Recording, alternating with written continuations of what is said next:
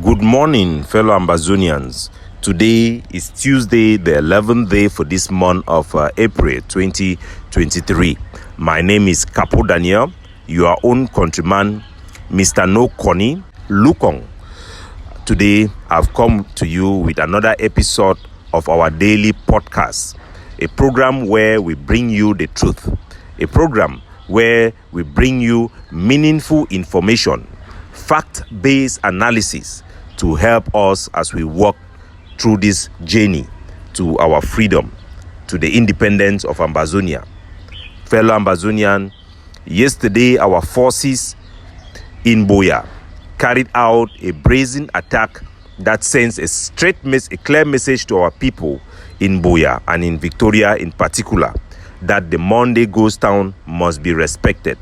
After having sent several messages to a bar that is in Mile 16 in Buea, our forces carried out an operation that was meant to send a message to our people that Ghost Town on Monday must be respected. In an operation that unfortunately led to the death of one of our civilians, is a very important and necessary operation that our soldiers must conduct regularly, and I call on all Ambazonian forces across our territory to take action just like I did a couple of weeks ago to reinforce the Monday Ghost Town.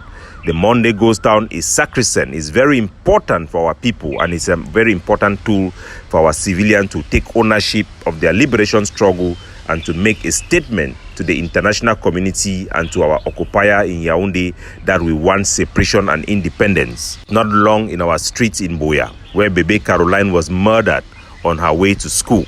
It's not long in Buea, where two university students who were doing postgraduate with one of their friends were picked up from their hostel in Munya. Their body was slain and their corpses desecrated by the Cameroon army, tagging them as Ambazonian combatants. We shall not let the blood of this innocent to go in vain. One of the university students, Mr. Mbu Gires, is still currently under La République du Cameroon custody, despite this gross violation of human rights and the use of terror and extrajudicial killing by the Cameroon government to stage a terror scene to frighten our people to abandon the resistance on Monday. The Cameroon propagandists have sought to make fake and bogus cases against Mbu Gires so that they can keep him in prison and cover up the murder of a postgraduate university student, Linus Fonte, that was killed in the street of Munya. Our forces will not sit by. They have an obligation and a mandate to enforce the Monday Ghost Town. Let it be known to our people, the forces have the right and the authority to use force to enforce the Monday Ghost Town. The vast majority of our population, 96%, have expressed in scientific poll that they want separation and independence. And on 2018, our people came out en masse to their palaces, to their so-called representative of parliamentarians and senators, and sent a clear mandate. We want no political participation in La République. We want separation and we want independence.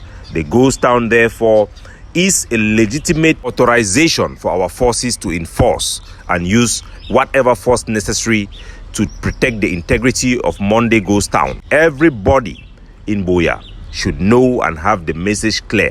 You must obey the Monday Ghost Town. It is not a matter of choice. The mandate have been given and the law of the land must be enforced. Close your shop every Monday. Stay at home for one day only to send a message that will reinforce the public interest of Ambazonia for independence. We want separation from Cameroon. If you open your shop, that shop will be burnt down. You will be arrested. If you cannot be arrested on the day, you'll be arrested at night. If you cannot be arrested in your shop, you'll be arrested at your home. But hear me and hear me clearly. The Monday Ghost Town will be respected and you must respect it. Whether it's by force, the force will be used. The Monday Ghost Town will be respected. Cameroon is using illegal means, locking up the shops of people against their own constitutional guaranteed rights. They are using intimidation and terror tactics to fight against the Ghost Town. They will fail. What happened in Mile 16 in Buea should be a clear message to our people, including passengers who run our roads on Monday. Know that if you enter a bus, enter a vehicle, you have put your life at risk. If you drive a vehicle, you drive a Bentaykin on Monday, you have put your property at risk. You have only yourself to be blamed. The message is clear. The operation as well in the farms of CDC should send a message to every CDC worker that if you take yourself to go to work for CDC, after having heard what CDC means for La République du Cameroon to sustain the occupation of Amazonia, you have put yourself at risk and you will face the consequences. Amazonians should all withdraw from CDC. The Cameroon occupation forces and the occupation colonial government of Yaoundé have deceived our people about CDC. CDC wages for their laborers are less than 70,000 CFA francs per year, while the top Bulu Beti managers and directors earn over 1.5 million averagely a year in CDC. Who is fooling who?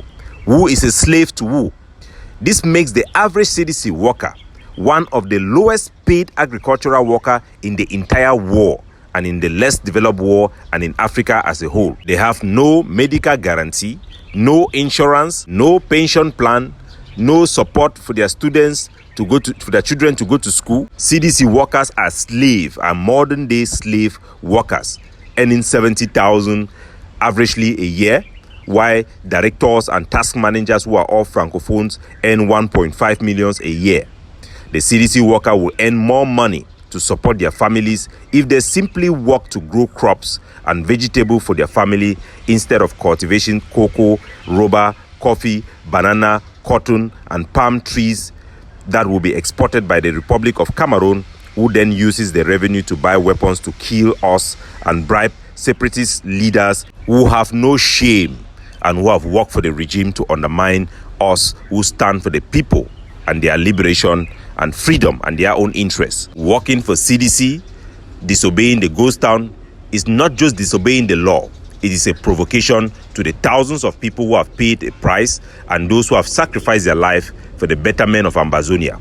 Fellow good people of Ambazonia, I also want to mention the petition that have been launched online through many WhatsApp forums. The links have been shared and also on Facebook from one of our patriots in the United Kingdom, Mr. Mukwele Lisongo. Mr. Mukwele Lisongo have had a series of law cases that seeks to establish Ambazonian rights and delegitimize the occupation of our territory. I've had several conversations with him, and our people have inquired about the petition, an audio of the petition which Mr. Mukwele have sent online. Sure that I represent the people of Southern Cameroon, 8 million people, because as they argue and I agree that I cannot represent devils or ghosts, people with an office in court. For 6 years, nobody has been coming in court, only me alone. And the United Nations, they want me to write a petition so that people can sign, so that they can see how many people support this thing before. So, fellow Ambazonians, we have had a lot of inquiry. I've had a lot of inquiry from our citizens about this petition. I want to guarantee our people that this petition, first of all, is legitimate and it is a good way to advance our cause for freedom. And I encourage and endorse it and ask every Ambazonian who listen to me to go and sign that petition. It is very important and it is very good way. You have 1,000 ways to fight for our freedom, and it is 1,000 cut that is going to bring down the elephant. Regarding the claims made by Mr. Mukwele that he has been instructed by the United Nations, or it was argued in court about his presentation of Ambazonians, I want to let our people know that I'm going to have a conversation with him about those things and to clear them. But one thing is for certain: people may use other ways to say something, but the bottom line is that a petition is also a good way to raise our case, and we should continue to use all means necessary to raise our case while we fight for our freedom. The primary means to battle for our independence is through the means of self-defense. It is the only way for us to resist Cameroon and to demonstrate a will for sustenance of our freedom. The Ambazonian people must know that you can petition, you can protest, whatever you want. All those methods will only matter if the Ambazonian people can defend themselves and assert themselves. But we must protest, we must petition, we must use everything and every method available to ourselves and our people to demand for independence and for justice for Ambazonia. So I endorse and support Mr. Mukwele petition. While the claims and the articulation of it may be taken with a bit of salt, but what he is doing is noble, is honorable, and is the right thing, and our people should do it. But all our faith should not be put in one basket, neither should it be put in the defense as well, but we must do everything possible to advance our cause. I'm going to seek an interview with him to bring more clarity to our people, and we have had a little bit of debate with him when I was for the governing council, and I will seek to see how we can get more and more information from him to our people. It's very important. Fellow Ambazonians, also our heart and our prayer continue to be with our forces that are under attack, and in areas where we are in the offensive, we continue to encourage our people to continue to support our forces, and especially General Kapo in the great state of Bui of the ADF. We want to also reach out to him to let the forces in Bui know that we are together with them, and the people who have suffered this great loss in Ma, where shops were burned. We have heard now the number of bikes that were burned were over about 12 to 16 bikes that were burned. Over 6 civilians have been killed. 2 forces were killed, were ambushed, unfortunately, and our forces have demonstrated a lot of professionalism and a master of our own terrain, as we have frustrated the Cameroon army of occupation that have been in Bui, in Guakam, for the past 3 weeks, and they have not successfully done anything. We have had pushback against them in the operation that led to the death of 2 of our forces who are very close forces to the core unit. Those 2 forces they fell. They didn't fall alone, according to the report that we had. They also went down with some Cameroon military men who died. We don't know the exact number, and they had reinforcement that extracted those who were under attack in that particular instance. And we want to congratulate General Kapo, and may the price that these soldiers have paid not go in vain. We must stand up to fight and defend the homeland.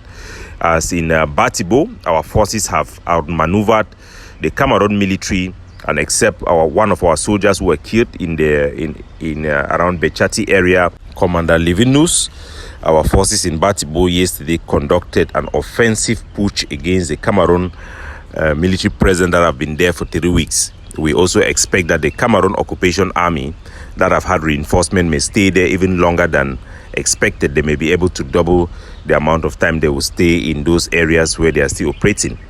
And what they usually do is, after their frustration from coming against our forces, they will turn around and burn property. So we are expecting to see video, and probably today or this week, houses will be burnt in the great state of Momo. That is the modus operandi of the Cameroon army. An army of arsonists, an army of rapists, and armies of terror against our people. We shall prevail. It is our land. We have mastered the terrain, and we will prevail like any other country that have fought a foreign army that seeks to occupy its land. Ambazonia will free itself. The freedom is imminent. It's just a matter of time. God bless you all. Capo Daniel, looking out for you, signing off.